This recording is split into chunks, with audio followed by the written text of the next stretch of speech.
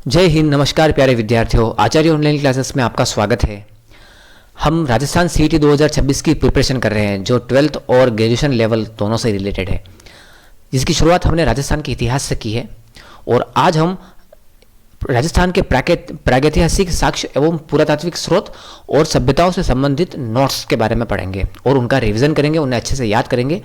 और इसके अगले वीडियो में इस नोट से रिलेटेड एमसीक्यू पूछे जाएंगे जिसकी हमें तैयारी करनी है। तो चलिए आइए शुरू करते हैं। सबसे शुरुआत करते हैं हम राजस्थान के प्रागैतिहासिक स्थल से।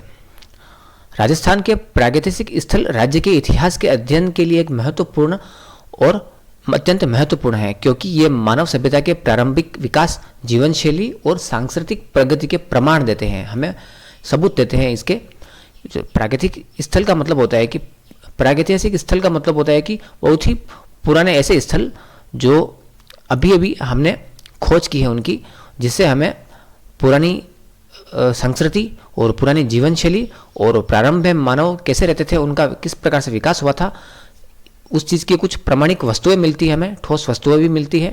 तो वो हमें वहाँ पर जो इस वस्तुएं होती है वो हमें कुछ प्रमाण देती है।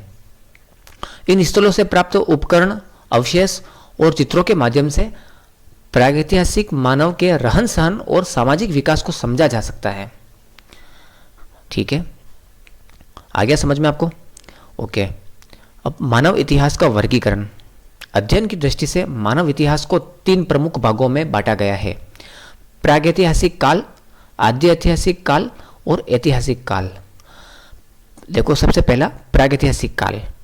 वह काल जिसके कोई लिखित प्रमाण उपलब्ध नहीं है, जैसे कि पाषाण काल, जिस समय पत्थरों का उपयोग होता था, मानव ने बिल्कुल भी विकास नहीं किया था उस समय इतना, और आदि मानव के रूप में रहते थे। तो उस टाइम का कोई लिखित प्रमाण हमारे पास उपलब्ध नहीं है, इसलिए उस काल को प्रागैतिहासिक काल कहा गया। प्राग ऐतिहासिक कालीन, इतिहास से भी बहुत ही पुराना काल। दूसरा है आद्य ऐतिहासिक काल। इस काल के लिखित प्रमाण तो हैं, लेकिन उन्हें अभी तक पढ़ा नहीं गया है। किस भाषा में लिखा गया है वो भाषा को अभी भी हम डिकोड नहीं कर पाए हैं। जैसे कि सिंधु घाटी सभ्यता। सिंधु घाटी सभ्यता की जो लैंग्वेज है, वहाँ पर जो लिखावट थी, वो आज दिन तक बहुत सारे वैज्ञानिकों ने शोध के रूप में कोशिश की थी, लेकिन अभी तक इसको नहीं पढ़ा जा सका है। और तीसरा है ऐतिहासिक काल। इस काल का इतिहास लिखित रूप में मौजूद है और इसे पढ़ा भी जा चुका है। जैसे महाजनपद काल, जिसमें महाजनपद होते थे, 16 महाजनपद थे, वहाँ की सबकी राजधानियाँ थी, सभी के शासन, सभी महाजनपद पर अनेक प्रकार के शासकों का, अनेक प्रकार के वंशों का शासन था। और वे शिलालेख, अभिलेख, ताम्रपत्र, बहुत सारी चीज़ें खुदवाते थे। और वहाँ के मंदिर वगैरह बहुत ही साक्ष्य आज भी मौजूद हैं, जिससे हमें इतिहास की जानकारी मिलती है।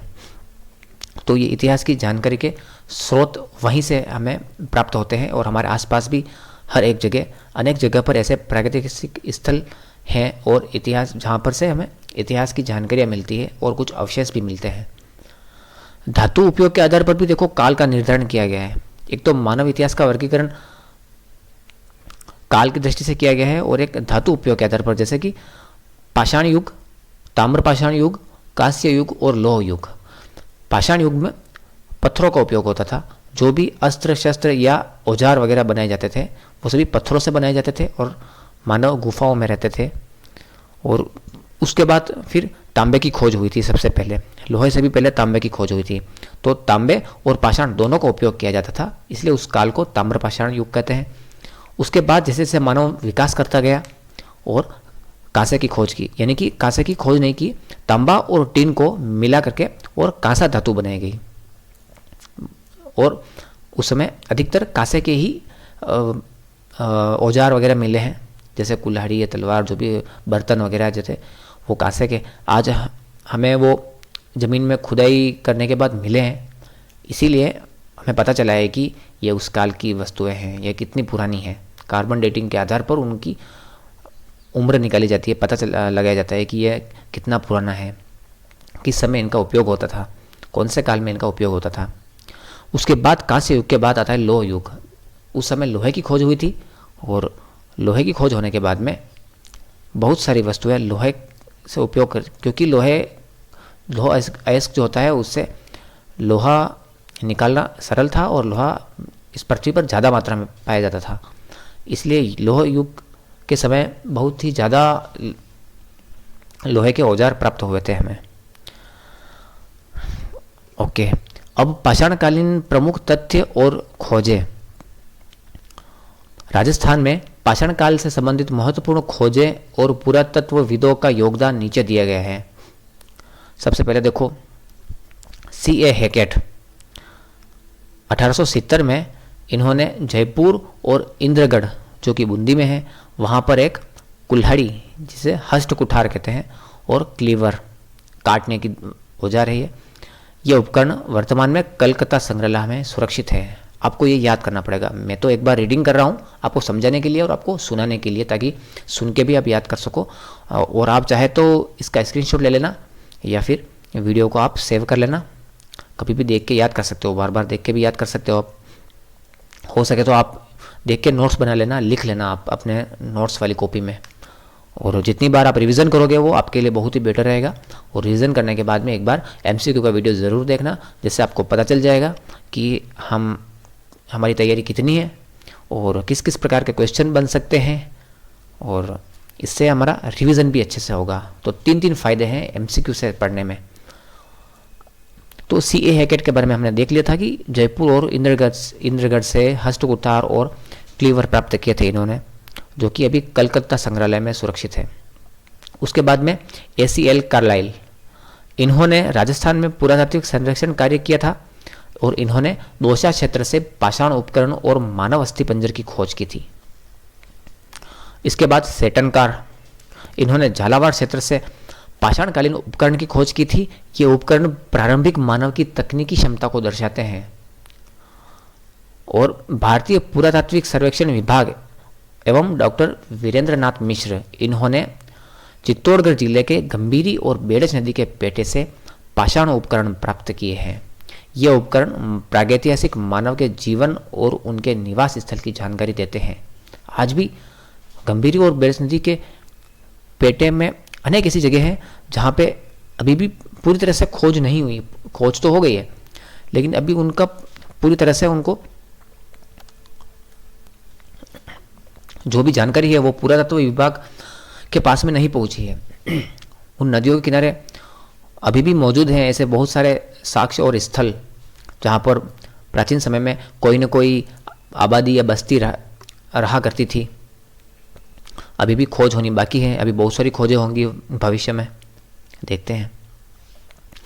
उसके बाद पाषाण काल का वर्गीकरण देखो कि पाषाण काल को भी 3 प्रमुख भागों में विभाजित किया गया है। पूरा पाषाण काल, मध्य पाषाण काल और नव पाषाण काल। पूरा पाषाण काल, यह पाषाण काल का सबसे शुरुआती और लंबा चरण है, सबसे पुराना। पूरा पाषाण काल, पूरा मतलब पुराना, पाषाण काल में सबसे शुरुआती चरण। इस काल में मनुष्य मुख्य रूप से शिकारी थे और खाद्य संग्राहक था और पत्थरों के मोटे औजार का उपयोग करता था, जिनकी टेक्नोलॉजी बहुत ही सामान्य थी, सिंपल थी, हाई टेक्नोलॉजी वाली, मतलब कि हाई तकनीक वाले पत्थर, उच्च किस्म के मतलब तीखे और पैने औजार नहीं थे, बहुत ही सरल थे। और क्योंकि मानव का मस्तिष्क, मानव का दिमाग भी उतना ही चलता था, इसी प्रकार से वे औजार भी उतने सिंपल ही बनाते थे। और उसके बाद जैसे जैसे समय चलता गया आगे और मानवों ने धीरे धीरे विकास करना प्रारंभ किया, धीरे धीरे उनकी बुद्धि जो थी वो तेज होती गई। और इन्होंने मध्य पाषाण आया, उस समय इनके जो औजार थे वो थोड़े छोटे हुए थे और थोड़े नुकीले हुए थे, पैने हुए थे, और उनको उपयोग करना आसान बनाया था इन्होंने। और बाद में इन्होंने पशुपालन की शुरुआत भी की थी। ये पशुपालन की शुरुआत जो थी वो उन्होंने खासकर मांस के लिए की थी। उसके बाद जैसे जैसे समय बढ़ता गया और नव पाषाण काल है, नव पाषाण काल में यह पाषाण काल का अंतिम और आधुनिक चरण है। और इस काल में मनुष्यों ने खेती करना शुरू किया था और पहिए का आविष्कार भी हुआ था, और लोग जो थे वो एक जगह एकत्रित होकर रहने लगे थे, स्थायी बस्तियां बनाकर या एक परिवार या घर बनाकर रहने लगे थे। देखो पूरा पाषाण काल के बारे में हम और विस्तृत पढ़ते हैं। जीवन शैली, इस काल में मानव की मुख्य विशेषता यह थी कि वह शिकारी था, संग्राहक नहीं था।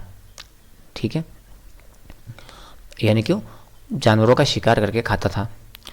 उसके बाद इस पूर्वपाषाण काल को 3 भागों में बांटा गया है। क्योंकि यह बहुत लंबा और पुराना था, इसलिए अध्ययन की दृष्टि से हमने इसको 3 भागों में बांटा है। निम्न पूर्वपाषाण काल, मध्य पूर्वपाषाण काल और उच्च पूर्वपाषाण काल। निम्न पूर्वपाषाण काल में देखो बहुत ही मतलब पूर्वपाषाण काल की सबसे पहली स्टेज है निम्न पूर्वपाषाण काल। उस टाइम जो मानव था वो बिल्कुल आदि मानव के रूप में था और पत्थरों का औजार भी उन्होंने उसी टाइम बनाना सीखा था।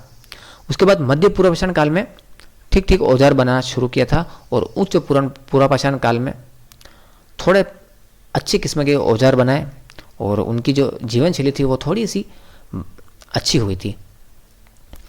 वैसे पूर्वपाषाण काल में जो प्रमुख औजार हैं उनमें मुख्य रूप से हस्त कुठार, चॉपर और चॉपिंग, स्क्रैपर, बोरर, वेदनी, ब्लेड एवं ब्यूरिन, ये जो है ना वो औजार के नाम है जो काटने, छीलने में, फोड़ने में, खोदने में और कुल्हाड़ी के रूप में इस प्रकार से ये चीज़ें काम आती हैं। क्योंकि जानवरों का शिकार करते थे तो इसको काटना भी पड़ता था, छीलना, और बाद में अन्य खोदने के लिए ज़मीन में या कुछ भी ऐसी उन्होंने उपयोग के लिए जो भी चीज़ें बनाई थी वो सब के नाम है इनके। ये हस्त कुठार, चॉपर, चॉपिंग, स्क्रैपर, बोरर, वेदनी, ब्लेंड एंड ब्यूरिन, हमें ये चीज़ें नाम याद रखने होंगे और इतना कोई डिफ़िकल्ट कठिन नहीं होता है हमें याद रखना।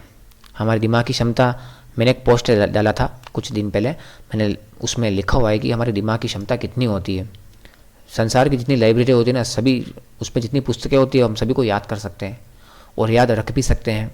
केवल एक धैर्य और प्रैक्टिस की आवश्यकता होती है। कभी पढ़ने से मत घबराओ आप, कितनी भी किताबें हो ना हम याद कर सकते हैं।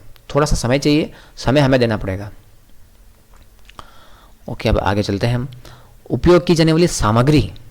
इन औजारों के निर्माण के लिए मुख्य रूप से क्वार्जाइट पत्थर, चर्ट और जेस्पर जैसे पत्थरों का उपयोग होता था। क्वार्जाइट जो बहुत ही तीखे और नुकीले होते हैं, उनको एक बार नीचे ज़मीन में पटक दिया जाए और जब वो टूटते हैं तो उस प्रकार से एक ऑटोमेटिकली जैसे एक धारदार हथियार के रूप में वहाँ का उसका जो कॉर्नर होता है ना वो एक धारदार हथियार के रूप में पेना हथियार बन जाता है एक तरह से, जिससे हम छोटी छोटी पेड़ की डालियों को भी काट सकते हैं।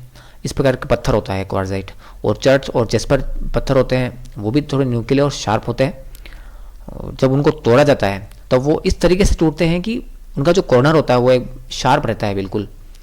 तो ऐसे मानव उनको ऐसे ही करते थे पहले उपयोग करने के लिए। और प्रमुख ऐतिहासिक स्थल, जो पूर्वपाषाण काल के जो ऐतिहासिक स्थल हैं उनके नाम याद कर लेना, ये इंपॉर्टेंट है इसमें सबसे ज़्यादा। बूढ़ा पुष्कर, जायल, इंद्रगढ़, विराटनगर और गोंगा खेड़ा कौन कौन से जिले में है, और ये पांचों आप याद कर लेना। ठीक है, बूढ़ा पुष्कर और जायल दोनों डीडवाना में है, और इंद्रगढ़ बूंदी, विराटनगर कोटपुतली बहरोड और गोंगा खेड़ा राजसमंद में स्थित है। वहाँ पर हमें क्या है कि ये चीज़ें प्राप्त हुई थी, इसीलिए हमें, और उनकी कार्बन डेटिंग से उनकी डेट को पता किया था कि ये कब बने हैं, उनका निर्माण कब हुआ था। या तो इस प्रकार से साक्ष्य मिले हैं और हमें ज्ञात हुआ कि यह पूरा पाषाण काल के अवशेष हैं। इसके बाद मध्य पाषाण काल की बात करते हैं हम। तो मध्य पाषाण काल का सबसे पहले प्रयोग, इस शब्द का प्रयोग किया था वेस्ट्रुप ने, HM वेस्ट्रुप ने। और यह काल प्रारंभिक और उत्तर पाषाण काल के बीच का संक्रमण काल कहलाता है। और इस युग में मानव ने शिकार करने के साथ साथ पशुपालन भी प्रारंभ कर दिया था। अब पशुपालन जो था वो शिकार करने के लिए और मांस के लिए किया जाता था, न कि दूध या डेयरी के लिए। ठीक है, उस समय इतना मानव की बुद्धि का इतना विकास नहीं हुआ था कि इन्होंने दूध का भी उपयोग कर ले या ऐसी चीज़ों का उपयोग कर ले, केवल मांस के लिए पशुपालन किया था। और सबसे पहले इन्होंने उस टाइम मानव ने नदियों के किनारों पर रहना शुरू किया था और अच्छी अच्छी जो ऊपर पहाड़ों पर जो गुफाएं थी वहाँ पर रहना प्रारंभ किया था ताकि सुरक्षित हो जंगली जानवरों से और सर्दी गर्मी वर्षा से।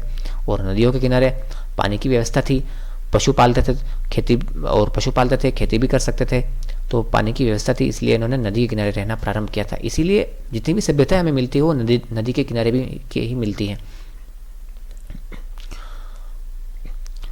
प्रक्षेपास्त्र तकनीक, देखो प्रोजेक्टाइल टेक्नोलॉजी, और इस काल में तीर, भाला, चाकू और बाणों का निर्माण और विकास हुआ था। जैसे जैसे मानव विकसित होता गया, उनके दिमाग का विकास होता गया, इन्होंने अच्छी अच्छी तकनीकों से तीर, भाला, चाकू और बाणों जैसे औजारों का निर्माण करना प्रारंभ कर दिया था। और कुछ छोटे छोटे उपकरण भी बनाए थे, जैसे पत्थरों को नुकीला करके छोटे औजारों को उपयोग करना शुरू किया था। अपने शिकार, नृत्य और दैनिक जीवन के दृश्यों को चित्रित किया, चित्रकारी भी करते थे गुफाओं में। आज भी हमें बहुत सारी गुफाएं देखने को मिलती है जहाँ पर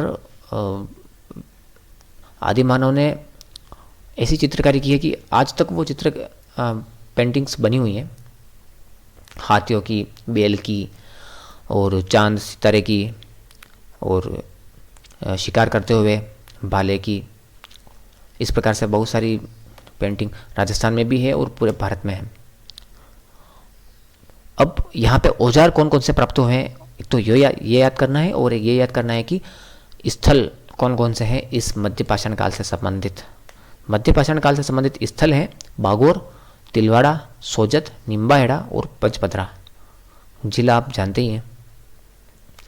और यहाँ पर कौन कौन से औजार, हड्डी के भी औजार मिले हैं, और ज्यामितीय आकृति के औजार थे। ये ज्यामितीय आकृति के औजार थे और अधिकतर हड्डी के औजार भी मिले हैं। तो हम बागोर सभ्यता पढ़ते हैं, इम्पोर्टेंट है आपके सिलेबस में। बागोर सभ्यता जो भीलवाड़ा में स्थित है, इसकी समय सीमा 5000 ईसा पूर्व से 500 ईसा पूर्व तक थी। यानी कि ईसा पूर्व से भी 500 से ईसा पूर्व से भी 500 से 5000, यानी कि समय की बात करें तो आज से 2000 तो ये जोड़ लो आप, और ये 5000 ये जोड़ लो, लगभग 7000 वर्ष पूर्व की बात है। ठीक है, मतलब 2500 से 7000 वर्ष पूर्व, 2500 से 7000 वर्ष के बीच में इस काल में बागोर सभ्यता का विकास हुआ था। उस समय यहाँ पर रहते थे मानव, एक सभ्यता यानी कि बस्ती बना करके रहते थे। और इसका उत्खनन कार्य जो था वो 1967-68 में 1967-68 से लगा करके 1970 ईस्वी के दौरान वी.एन. मिश्र, डॉक्टर एल.एस. लेशनिक और डेक्कन कॉलेज पुणे के सहयोग से किया गया था। जब इसकी खोज हुई थी उसके बाद उसका उत्खनन कार्य शुरू हुआ था। और यह कोठारी नदी के किनारे स्थित है। राजसमंद से कोठारी नदी का उद्गम होता है। भीलवाड़ा जिले में बहते हुए यह बनास नदी की सहायक नदी है। और इस नदी के किनारे बागोर नामक गांव में यहाँ पर इस सभ्यता का विकास हुआ था। और अब इसकी खोज हुई थी, और खोज होने के बाद में याद रखना आपकी किसके निर्देशन में और कब उत्खनन हुआ था, तो यह 1967-68 से 1970 3 साल तक इनका उत्खनन कार्य किया गया था। और यहाँ से कौन कौन सी वस्तुएं निकली थी या कौन कौन सी ऐसे साक्ष्य निकले थे जिससे वहाँ की उस समय की संस्कृति और सभ्यता, मानव जीवन का जीवन शैली, उसके बारे में पता लगाया गया। तो वो चीज़ों के नाम हम आगे पढ़ते हैं अभी। सबसे पहले तो देखो, इसका एक उपनाम है, इसे महासतियों का टीला और आदिम संस्कृति का संग्रहालय भी कहा जाता है। ये आपको याद करना है। देखो नोट्स जितने भी हैं सारे के सारे याद करने हैं। एक चीज़ को आप स्पेशल मत मानो, आप किसी एक ही चीज़ को आप स्पेशल मान लोगे तो बाकी की जो दूसरी चीज़ें होगी, जैसे ये 5000 ईसा पूर्व से 500 ईसा पूर्व तक के बीच की समय सीमा है, तो ऐसी चीज़ें जो होगी वो उनको आप नॉर्मल मानने लग जाओगे। और जब कभी एग्ज़ाम में तो आपको क्या है कि अच्छे से याद नहीं कर पाओगे आप, और खाली एक आप इम्पोर्टेंट सब चीज़ों को याद कर लोगे। और जब एग्ज़ाम में अगर ये जो आपने अनइम्पोर्टेंट मानी थी वो अगर एग्ज़ाम में आ गई तो फिर आप पछताओगे। इसीलिए हमें सारी चीज़ें एक समान रूप में याद करनी चाहिए। वैसे जितनी बार रिवीजन करेंगे हम उतनी बार याद हो ही जाती है, कोई घबराने की आवश्यकता नहीं है। यहाँ पर भारत में पशुपालन के प्राचीनतम साक्ष्य मिले हैं, ये भी याद करना इम्पोर्टेंट है। हालांकि इम्पोर्टेंट तो सभी होते हैं, पर मेरी भी अब आदत हो गई है इम्पोर्टेंट बोलने की, उसके लिए सॉरी।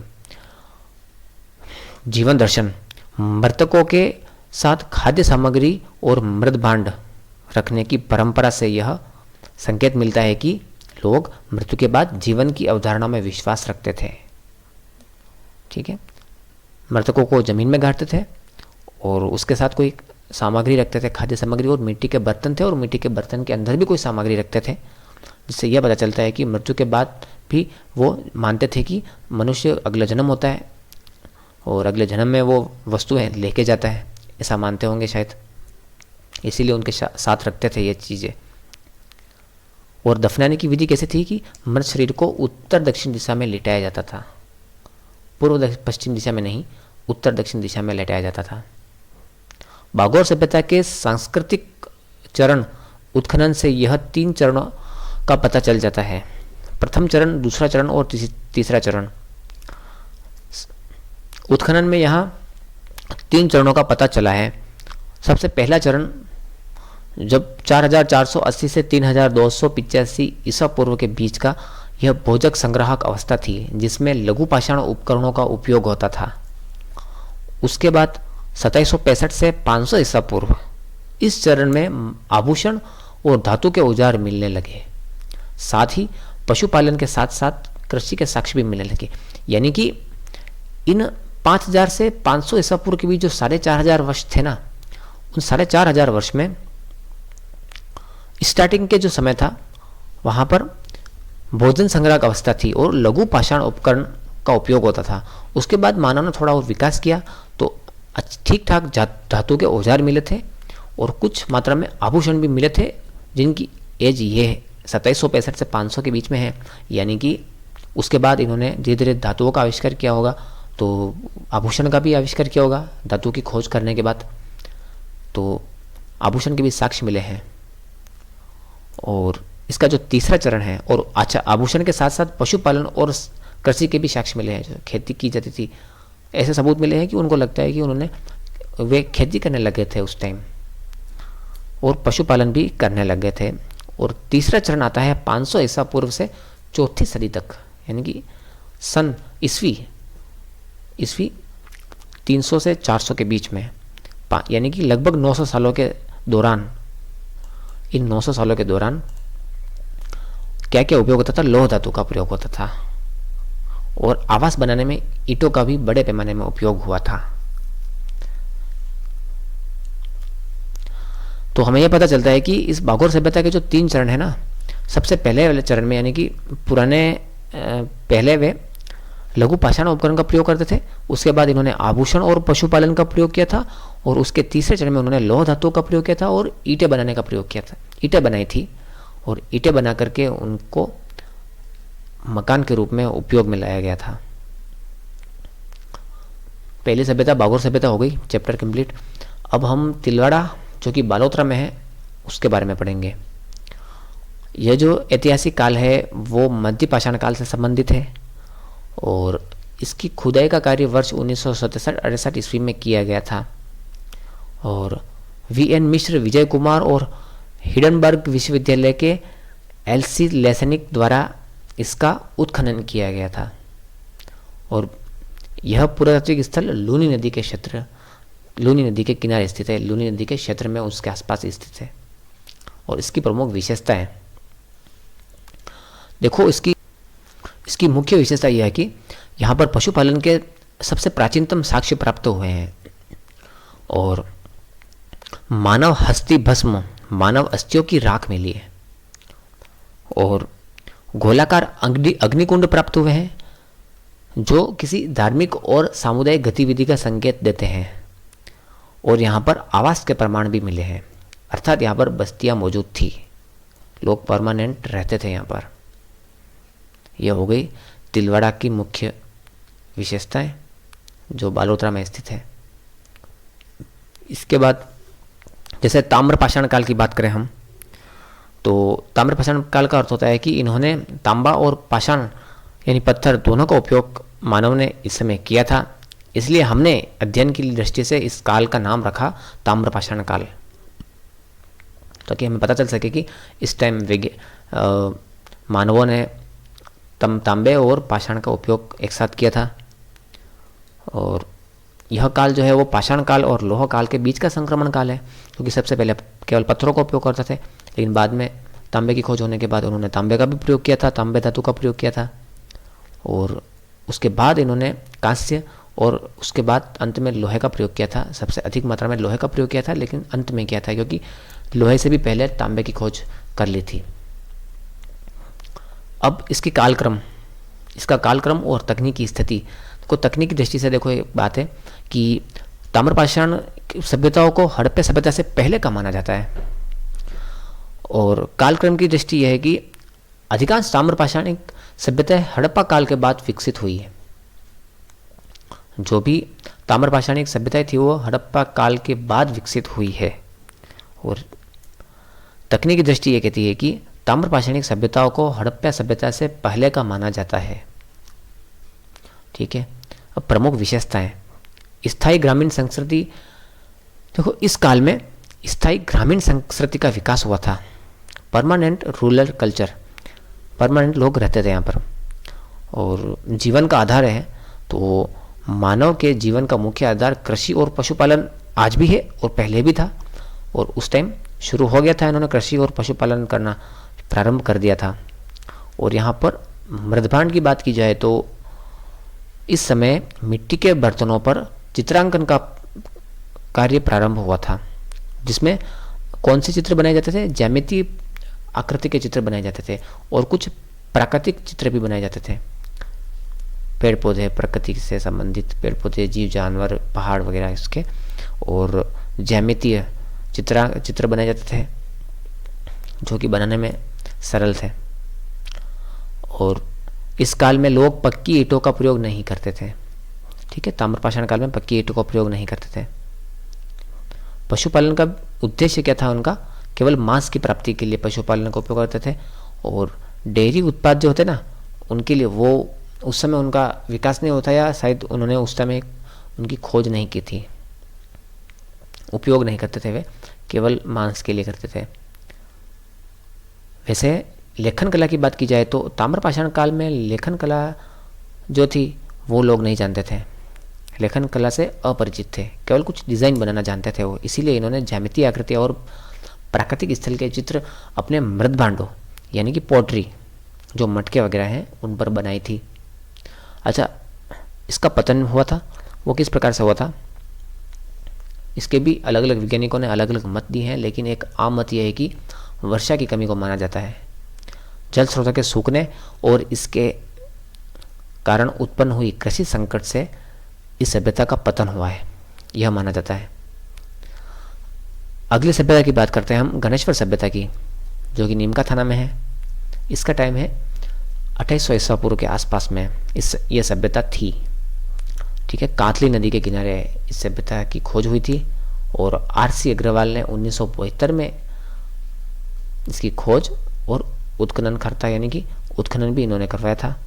उसकी प्रमुख विशेषता याद कर लेना, ये इम्पोर्टेंट है। सबसे पहले तो है कि ताम्र संस्कृतियों की जननी के रूप में जाना जाता है। ठीक है, और यहाँ के लोग हड़प्पा को तांबे का निर्यात करते थे।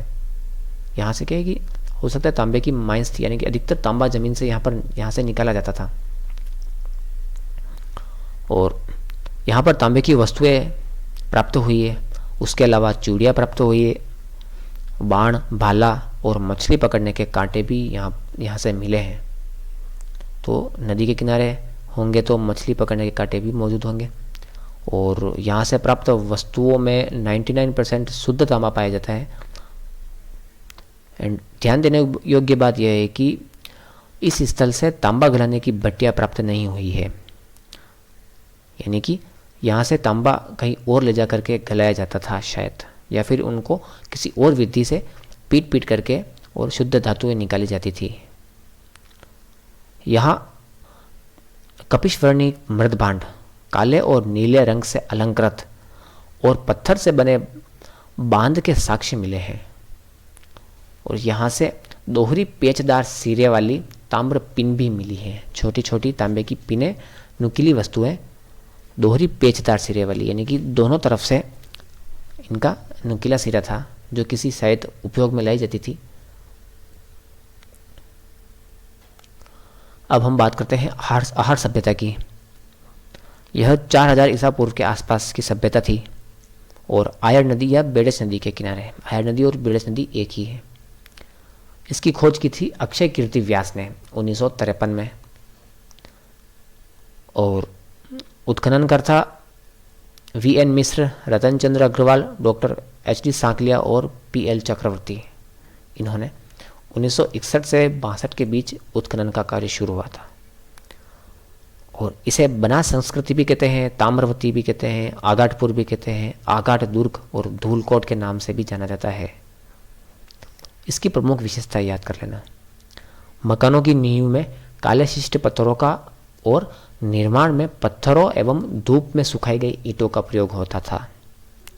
ईंटें बनाई जाती थी, धूप में सुखा करके उनको पकाया जाता था, सीधे ही धूप में सुखा करके। और मकानों की नींव में काले शिष्ट पत्थरों का भी प्रयोग हुआ है। और यहाँ से बनासियन बुल, बेल की एक मृण मूर्ति, मिट्टी की मूर्ति बेल की, वो प्राप्त हुई है। और अनाज रखने के बड़े बड़े मटके यहाँ से मिले हैं, जिन्हें स्थानीय भाषा में गोरे कोठे या काठे कहा जाता था।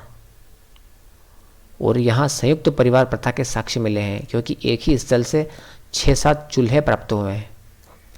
और अच्छा, विदेशी संपर्क के भी सबूत मिले हैं यहाँ पर।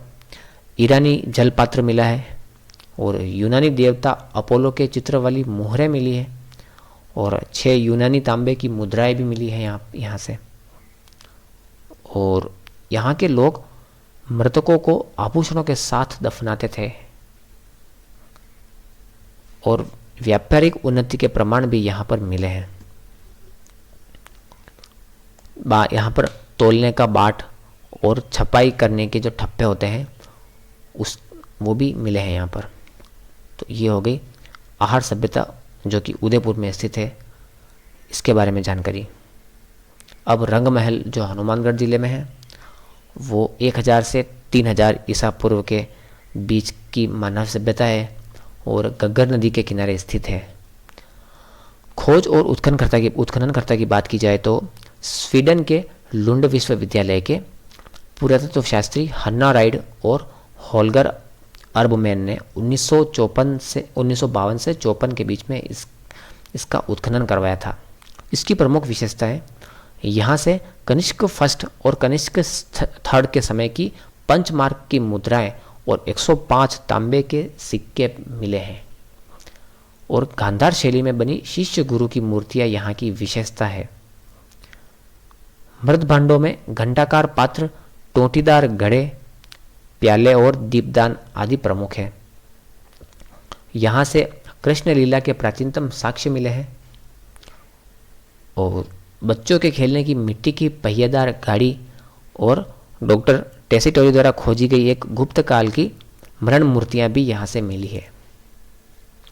यह आप याद कर लेना। अब बात करें हम ओजियाना, जो ब्यावर में स्थित है, और लाछुरा, जो भीलवाड़ा में स्थित है। ओजियाना की बात करें हम तो सबसे पहले इसकी खोज और इसका उत्खनन करवाया था BR मीणा और आलोक त्रिपाठी द्वारा वर्ष 1999 से 2000 में। और यह कौन सी नदी के किनारे पर स्थित है? किसी भी नदी के किनारे स्थित नहीं है। यह एक पहाड़ी ढलान के पास में स्थित है। और इसकी प्रमुख विशेषताएं क्या है? यहाँ पर अनाज पीसने के लिए फर्श पर एक बड़ी काठी चक्की प्राप्त हुई है, पत्थर की। और यह स्थल आहार सभ्यता से संबंधित माना जा सकता है। और यहाँ से सफ़ेद रंग के अंकन वाली बेल और गाय की मिट्टी की मूर्तियाँ मिली है।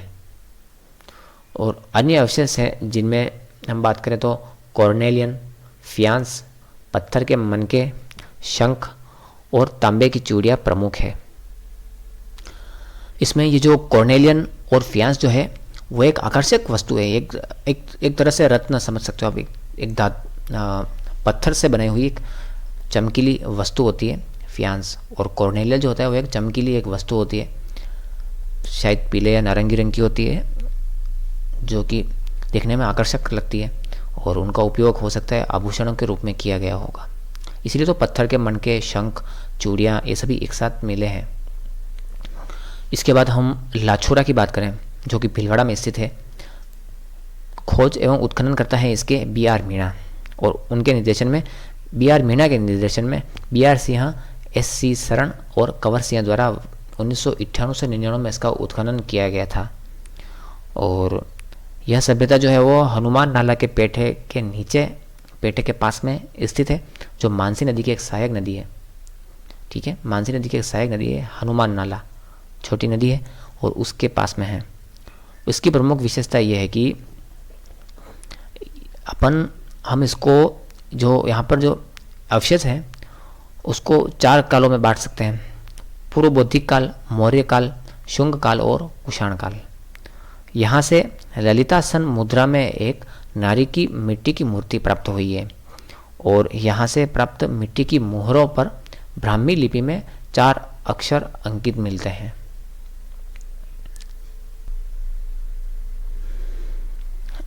ठीक है, यहाँ पर क्या है कि ब्राह्मी लिपि में 4 लिखा हुआ है। अब हम बात करें गिलुंड सभ्यता की, जो राजसमंद जिले में है। सर्वप्रथम बीबी लाल के निर्देशन में वर्ष 1957 से 58 में उत्खनन शुरू किया गया था, और बाद में 1998 से 2003 तक पुणे विश्वविद्यालय के प्रोफेसर V.S. शिंदे और पेंसिल्वेनिया विश्वविद्यालय, जो कि अमेरिका में है, उसके प्रोफेसर ग्रेगरी पोशाल के निर्देशन में इसका कार्य वापस से हुआ था। बनास नदी के किनारे है, और गिलिन सभ्यता की जो खुदाई स्थल को मोडिया मगरी के नाम से भी जाना जाता है। याद रखना, मोडिया मगरी के नाम से भी जाना जाता है। और यहाँ पर क्या क्या देखो विशेषता है, क्या क्या चीज़ें मिली है। तो अनाज संग्रहण के लिए एक मिट्टी के कोटे के अवशेष मिले हैं। जो कोटा होता है ना, मिट्टी का कोटा जिसमें अनाज भरा जाता था, ताकि बहुत ही लंबे समय तक अनाज में कीड़े नहीं लगे, खराब नहीं हो। और यहाँ पर खुदाई में जानवरों की हड्डियों से यह अनुमान लगाया गया है कि गिलुंड के निवासी भी मांसाहारी थे। और एक मटके में गेहूं के दाने भी प्राप्त हुए हैं, यानी कि गेहूं के दाने के ऐसे अवशेष प्राप्त हुए हैं जिससे पता लगेगा कि यह गेहूं के दाने थे। एज इट इज गेहूं के दाने नहीं मिले थे, लेकिन गेहूं के दाने के अवशेष मिले थे। और जो मिट्टी के बर्तन हैं, और यहाँ से 5 प्रकार के मिट्टी के बर्तन मिले हैं: काले, पॉलिशदार, एक तो सादे, और भूरे कलर के और लाल कलर के, और जिन पर भी ज्यामितीय और प्राकृतिक अलंकरण मिलता है। और अन्य कौन कौन सी सामग्री मिली है, जिसमें है खिलौने के, मिट्टी के खिलौने, पत्थर की गोलियां, ताम्र निर्मित औजार, हाथी दांत की चूड़ियों के अवशेष। और इसकी जो तुलना है वो आहड़ से की जाती है, क्योंकि गिलुंड की तुलना गिलुंड को आहड़ सभ्यता की ही एक उपशाखा माना जाता है। हालांकि आहड़ में पक्की ईंटों का प्रयोग नहीं मिलता है, जबकि गिलुंड सभ्यता में पक्की ईंटों का प्रयोग भी बहुत अधिक मात्रा में देखने को मिलता है। अब बात करें हम कालीबंगा सभ्यता की, तो इसका कालीबंगा सभ्यता जो है वो कहाँ पर है? हनुमानगढ़ जिले में। और खोज करते थे इसके अमलानंद घोष, इन्होंने 1952 में इसकी खोज की थी।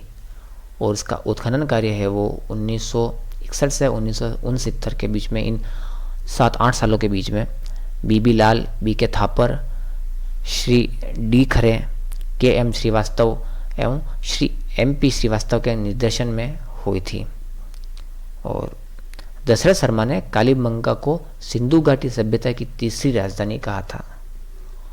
और यह हनुमानगढ़ में घग्गर नदी के किनारे स्थित है। इसकी प्रमुख विशेषता है सांस्कृतिक चरण। सबसे पहले तो सांस्कृतिक चरण की बात करें तो यहाँ उत्खनन में 5 सांस्कृतिक चरण प्राप्त हुए हैं। और नामकरण, यहाँ पर तांबे की जो चूड़ियाँ मिली हैं काले रंग की, इसी कारण इसे कालीबंगा कहा गया है। और भूकंप और निर्माण हुआ था, जैसे यहाँ पर भूकंप के प्राचीनतम साक्ष्य मिले हैं। और अलंकृत ईंटों के प्रमाण मिले हैं, अलंकृत ईंटों से मकानों का निर्माण हुआ था, इसके साक्ष्य मिले हैं। यहाँ पर चिकित्सा विज्ञान के साक्ष्य भी मिले हैं। एक बालक की खोपड़ी मिली है जिसमें 6 छेद हैं, जो कि शल्य चिकित्सा का प्रमाण है एक। और यह जो लिपि है यहाँ पर वो दाएं से बाएं लिखी जाती थी। हम देखते हैं कि इसमें लिपि दाएं से बाएं लिखी जाती थी, और अवशेष जो है वो खुदाई में मिट्टी के मनके, शंख, कांच और मिट्टी की चूड़ियाँ, खिलौना, घड़ी के पहिए, बेल की खंडित मिट्टी की मूर्ति प्राप्त हुई थी, और सील बट्टे भी मिले हैं, और यहाँ से तांबे के हथियार भी मिले हैं। ओके, इसमें कैसे लिखा जाता था? स्पेशल चीज़ क्या है कि दाएं से बाएं लिखी जाती थी। हम कैसे लिखते हैं? हम लिखते हैं बाएं से दाएं अभी आज, लेकिन जैसे उर्दू में लिखते हैं ना दाएं से बाएं, वैसे इन्होंने दाएं से बाएं लिखते थे ये। तो कालीबंगा सभ्यता में कृषि और पशुपालन की बात की जाए तो यहाँ पर जूते हुए खेत के प्रमाण मिले हैं। 2 खेत मिले हैं जो कि, और फसलें जो थी यहाँ पर चना और सरसों, इन 2 फसलों के प्रमाण मिले हैं। वैसे अन्य फसलों में राई, बाजरा, गेहूं, जौ, कपास, उसके भी साक्ष्य प्राप्त हुए थे, पर मुख्य रूप से चना और सरसों ज़्यादा उगाया जाता था। इस स्थल को वैदिक साहित्य के बहुधान्यदायक प्रदेश के नाम से जाना जाता था, और यहाँ से तांबे की बेल की मूर्ति मिली है।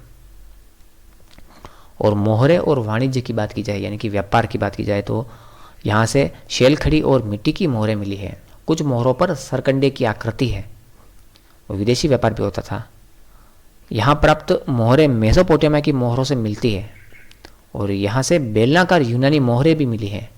इसका तात्पर्य यह है कि मेसोपोटामिया और यूनान जो थे, यूनानी यहाँ पर आते थे और व्यापार होता था, विदेशी व्यापार होता था, यानी मेसोपोटामिया से भी यहाँ विदेशी व्यापार होता था। और पत्थरों के बने बाटों से पता चलता है कि यहाँ के लोग तोलने के लिए विकसित प्रणाली का उपयोग करते थे, क्योंकि धीरे धीरे विकास हुआ था, मानवों ने विकास तो किया था, आदि मानव से आज हम यहाँ तक पहुँचे हैं, तो उस टाइम भी मानव ने प्रगति तो की ही, इसीलिए यहाँ पर तोलने के लिए बाट मिले हैं। तो हो सकता है उन्होंने तराजू का तो प्रयोग किया ही होगा। अब धार्मिक मान्यताएं और अंतिम संस्कार की बात की जाए तो किस प्रकार से ये इनका नियम था, देखते हैं। यहाँ से 7 अग्निवेदियाँ प्राप्त हुई है जो धार्मिक अनुष्ठानों का संकेत देती है, और मिट्टी के बर्तनों पर स्वास्तिक के चित्र प्राप्त हुए हैं। और यहाँ जो अंत्येष्टि संस्कार होता है उसकी 3 विधियाँ प्रचलित थी। एक तो पूर्ण समाधिकरण, एक आंशिक समाधिकरण और एक दाह संस्कार। एक तो होता था समाधि कर देते थे पूरी विधि विधान से, और एक होता था दाह संस्कार। उसके बीच में एक होता था आंशिक समाधिकरण। आंशिक समाधिकरण का अर्थ होता है कि मनुष्य के मर जाने के बाद उनको खुले में जंगलों में छोड़ दिया जाता था, जिससे पशु पक्षी या कीट पतंग जो होते थे उनके शरीर को खाते थे, और जब तक उनका शरीर पक्षियों के लिए कीट पतंगों के लिए काम न आ जाए, यानी कि पूरा नहीं होता था, तब तक उन्हें वहीं रखा जाता था बाहर खुले में। उसके बाद जो बचे हुए अवशेष होते थे हड्डियों के, तो उनको बाद में ला करके दफनाते थे किसी पात्र में। ठीक है, अब देखो म्यूज़ियम है कालीबंगा का, जो पुरावशेष है ना उनको सुरक्षित रखने के लिए 1983 में वहाँ पर एक पुरातात्विक संग्रहालय की स्थापना की गई, और वहाँ पर सभी चीज़ों को रखा गया है।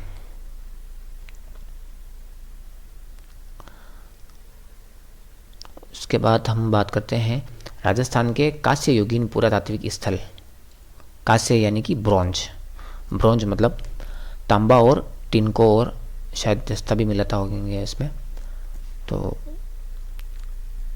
नहीं, ओके, तांबा और टिन ही मिलाया जाता है, उनसे ब्रॉन्ज बनाया जाता है। और ब्रॉन्ज के बर्तन जो होते हैं वो ज़्यादा टिकाऊ होते हैं, इसीलिए इन्होंने इस प्रकार से कांसे के बर्तनों का और कांसे से बनी वस्तुओं का प्रयोग किया था। उस टाइम अधिकतर प्रयोग होता था, तो उस टाइम जिस टाइम कांसे के प्रयोग होता था, तो उस समय के जो बस्तियाँ थी उनके साक्ष्य कहाँ पर मिले हैं, हम उनके बारे में चर्चा कर रहे हैं। सबसे पहला तो एक तो बरोड़, बीकानेर के जो अनूपगढ़ है वहाँ पर एक बरोड़ नामक स्थान है, वहाँ पर मिले हैं। और इस स्थल की पहचान सबसे पहले 1916-17 में लुइजी पियो टेसिटोरी, LP टेसिटोरी द्वारा की गई थी। और भारत की स्वतंत्रता के बाद भारतीय पुरातत्व सर्वेक्षण के पूर्व महानिदेशक अमलानंद घोष ने यहाँ का विस्तृत सर्वेक्षण किया था, और यहाँ उत्खनन का कार्य वर्ष 2003 में प्रारंभ हुआ था। घग्गर नदी के किनारे है यह भी, और इसकी प्रमुख विशेषताएं क्या क्या है हम देखते हैं। देखो, इसकी प्रमुख विशेषता यह है कि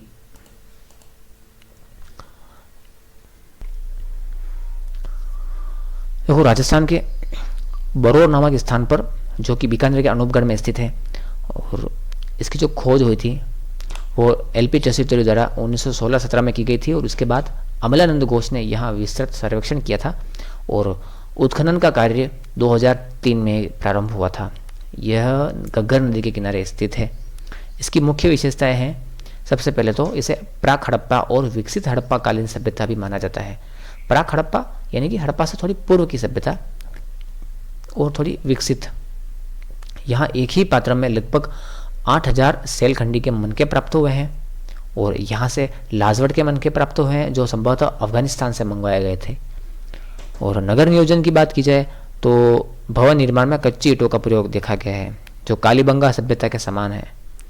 और यहाँ की अर्थव्यवस्था उद्योग पर आधारित होने के साक्ष्य मिले हैं, यानी कि कुछ न कुछ हस्त उद्योग, कुटीर उद्योग या छोटे मोटे लघु उद्योग, शिल्प वगैरह यहाँ पर बनाए जाते थे।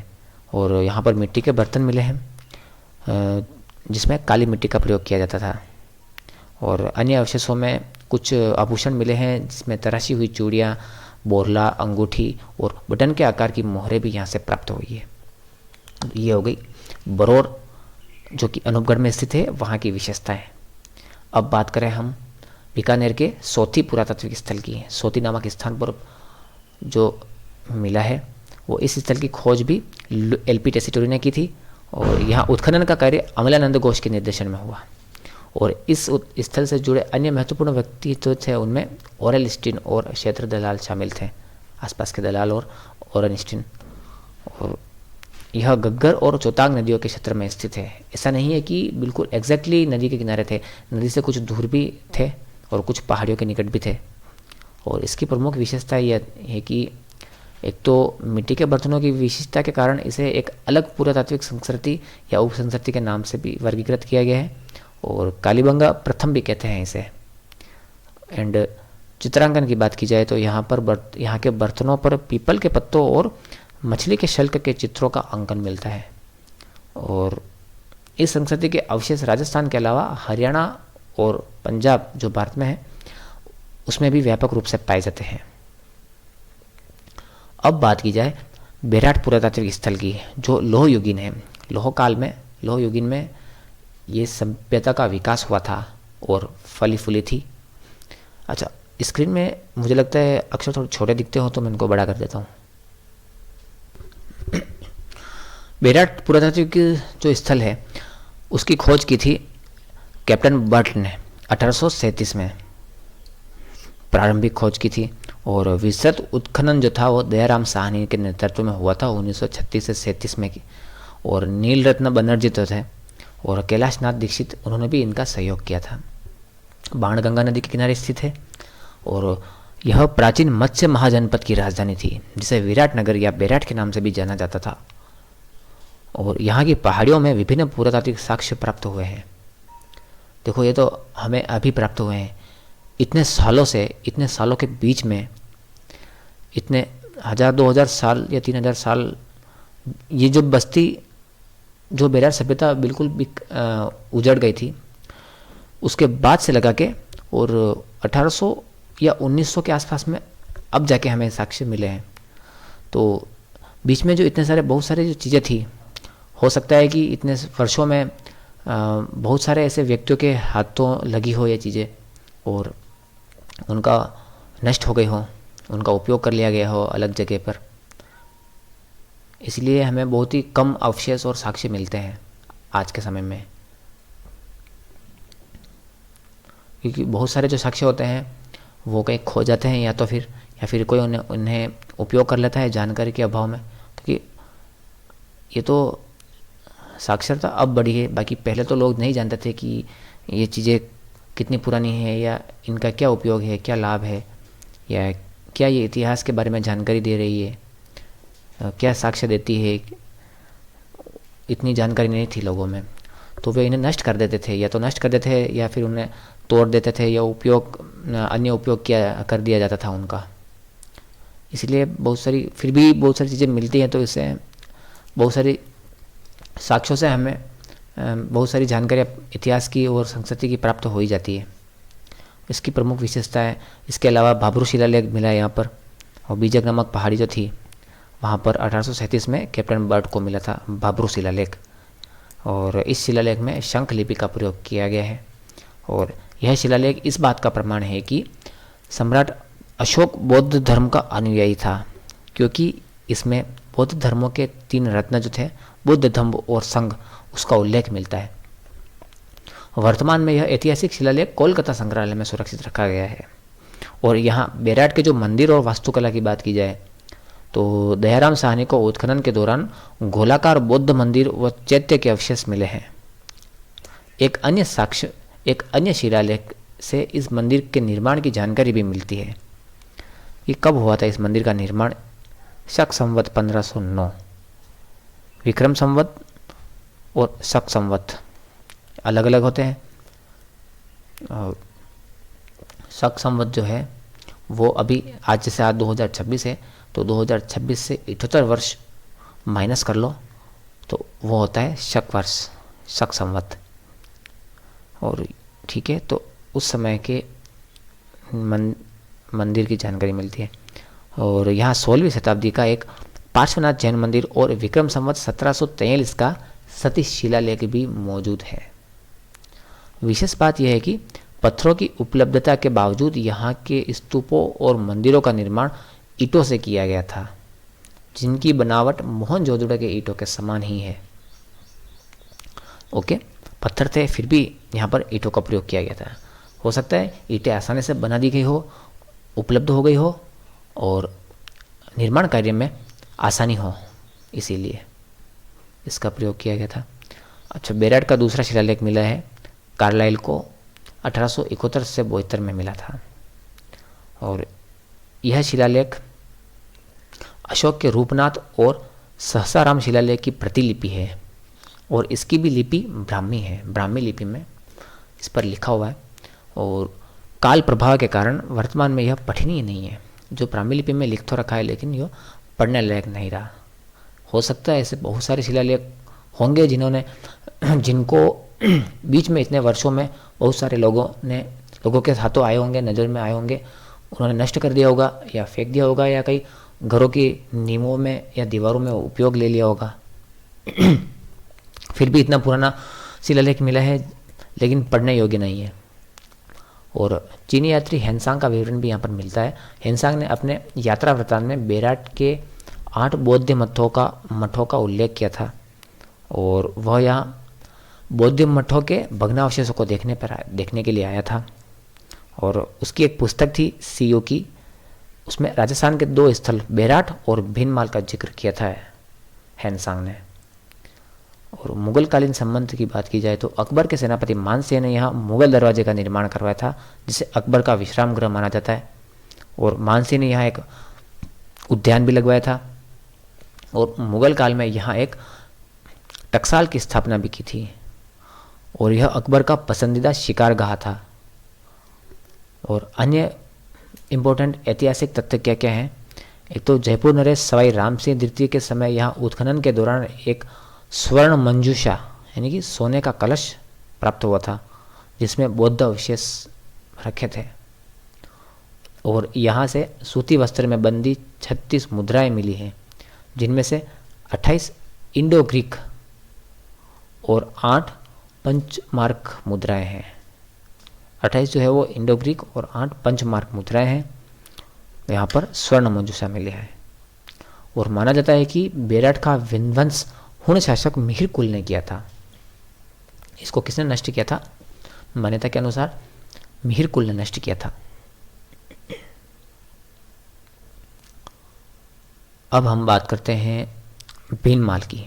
यह भी एक लोह युगीन पुरातात्विक स्थल है जो कि जालौर में स्थित है, और इसका उत्खनन 1953 से 54 में आरसी अग्रवाल के निर्देशन में किया गया था।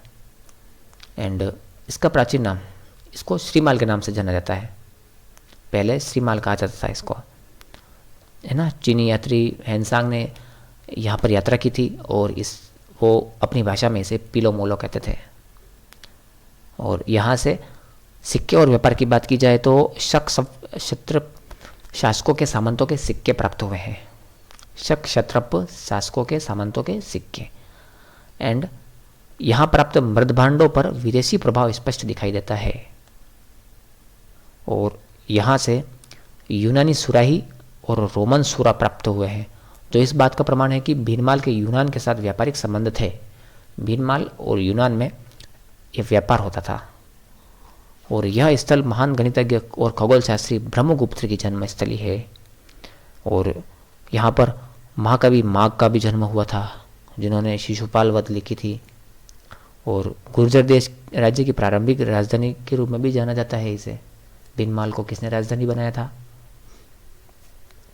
नागभट्ट प्रथम ने।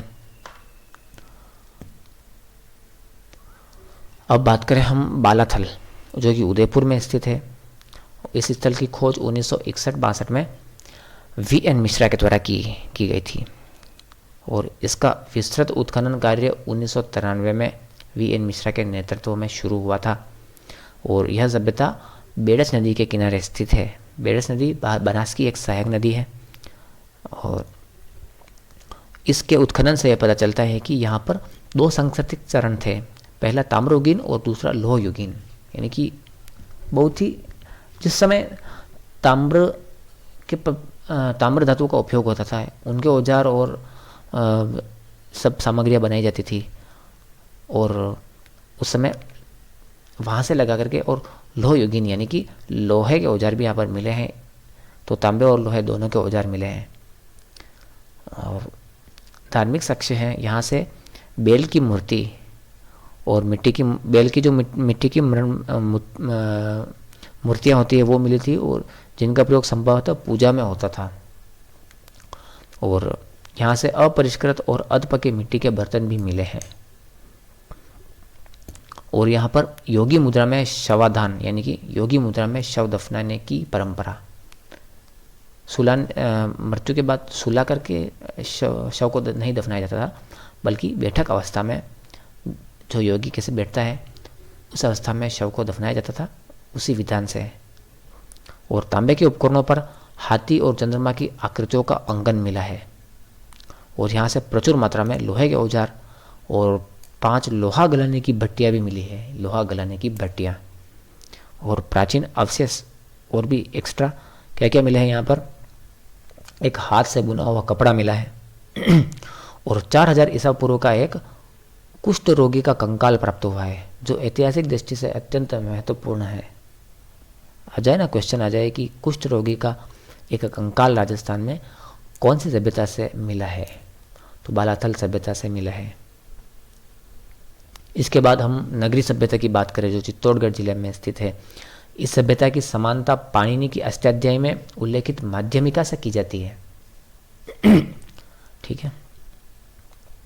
यहाँ से शिवी जनपद के सिक्के प्राप्त हुए हैं और कुषाणकालीन एक सुरक्षा प्राचीर दीवार के साक्ष्य मिले हैं। कुषाण काल के समय की एक प्राचीर थी, दीवार थी, उसके साक्ष्य मिले हैं।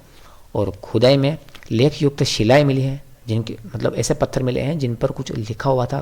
पत्थरों को खोद करके उसके ऊपर लिखा जाता था। और अलंकृत यानी कि एक डिज़ाइन वाली ईंटें मिली है और मिट्टी की मूर्तियाँ भी मिली है। और यहाँ पर गुप्तकालीन मंदिर के अवशेष मिले हैं, जिसमें भगवान शिव की प्रतिमा विराजमान है। यहाँ से ग्रीक रोमन प्रभाव से युक्त एक पुरुष शीर्ष यानी कि एक पुरुष का सिर प्राप्त हुआ है, हेड प्राप्त हुआ है। यहाँ 4 चक्राकार कुओं के साक्ष्य भी मिले हैं। अब हम बात करें सुनारी सभ्यता की, झुंझुनू जिले में है। इसका उत्खनन राजस्थान पुरातात्विक विभाग द्वारा वर्ष 1980 से 81 में किया गया था।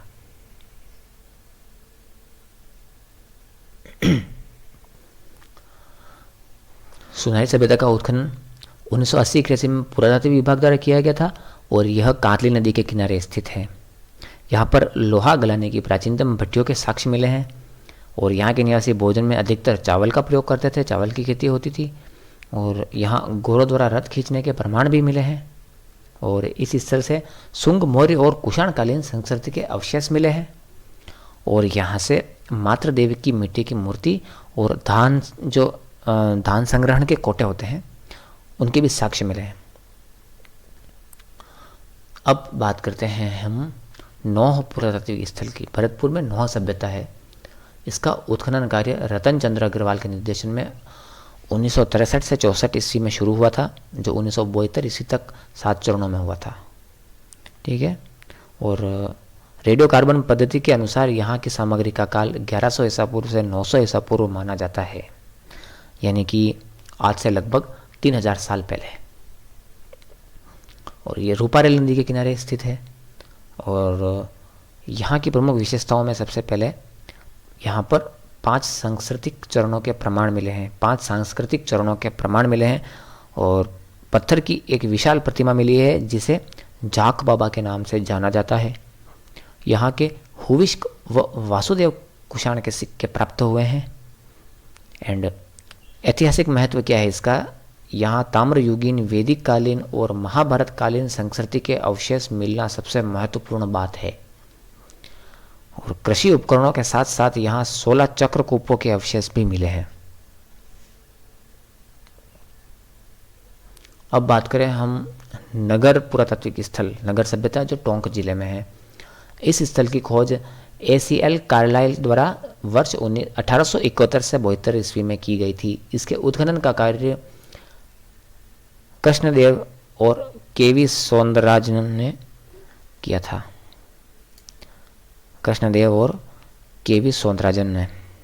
प्रमुख विशेषताएं और प्राप्त अवशेष: मालव जनपद के सिक्के मिले हैं।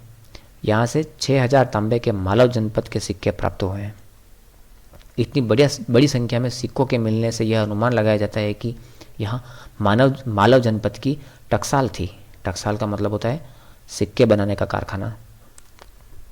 सिक्कों की खोज का श्रेय ACL कार्लाइल को दिया जाता है, जबकि इन मुद्राओं का गहन अध्ययन विंसेंट स्मिथ ने किया था। यहाँ से अनाज भरने के कलात्मक मटके प्राप्त हुए हैं। देखो, अधिकतर सभ्यताओं में अनाज भरने के मटके या कोठे प्राप्त होना एक स्वाभाविक बात है। यहाँ पर मूर्तियाँ मिली हैं, हर जगह लगभग मूर्तियाँ भी मिल रही है। शुंगकालीन एक तो मूर्ति मिली थी जिसमें इंद्र, इंद्राणी और कामदेव रति की प्रतिमाएं हैं, शुंगकालीन। और गुप्तोत्तरकालीन की मूर्तियाँ जिनमें महिषासुर मर्दिनी, एक मुखी शिवलिंग, लक्ष्मी, गणेश और दुर्गा आदि की मूर्तियाँ प्राप्त हुई है यहाँ से। इसके बाद हम टोंक में ही एक पुरातात्विक स्थल रेड़ की बात कर लेते हैं। जो रेड़ है वहाँ पर मिला है, जिसका उत्खनन कार्य 1938 ईस्वी में दयाराम साहनी और KN पुरी के मार्गदर्शन में किया गया था। भौगोलिक स्थिति: यह स्थल ढील नदी के क्षेत्र में स्थित है। और इसकी प्रमुख विशेषता है कि इसे प्राचीन भारत का टाटा नगर कहा जाता है। क्यों कहा जाता है? क्योंकि यहाँ से अत्यधिक मात्रा में लोहे के औजार प्राप्त हुए हैं, है ना। बहुत ज़्यादा मात्रा में लोहे के इतने हजारों औजार प्राप्त हुए हैं जिसके कारण इसे कहा जाता है प्राचीन भारत का टाटा नगर। यानी कि हो सकता है यहाँ पर औजारों का निर्माण किया गया होगा। यहाँ से कुल 3075 हाथ मुद्राएं प्राप्त हुई है। इनमें मालव, मित्र शासकों और इंडोनियन सिक्कों के साथ साथ यूनानी शासक अपोलोडोरस का खंडित सिक्का भी प्रमुख है। और मालवा जनपद का प्रमाण यहाँ पर मिलता है। यहाँ से शीशे के ऐसे सिक्के मिले हैं जिन पर मालव जनपद अंकित है, जिससे यह सिद्ध होता है कि यह क्षेत्र उनके आधिपत्य में था। इसके अतिरिक्त शीशे की एक मोहर भी मिली है जिस पर जनपदस्य लिखा हुआ है। और अन्य के अवशेष मिले हैं, 115 चक्रकूपों के अवशेष मिले हैं, रिंग वेल्स के अवशेष मिले हैं। और यहाँ से सेलखड़ी की डिब्बियाँ मिली हैं जो बौद्ध भिक्षुओं की डिब्बियों के समान प्रतीत होती है। आगे चलते हैं और बात करते हैं हम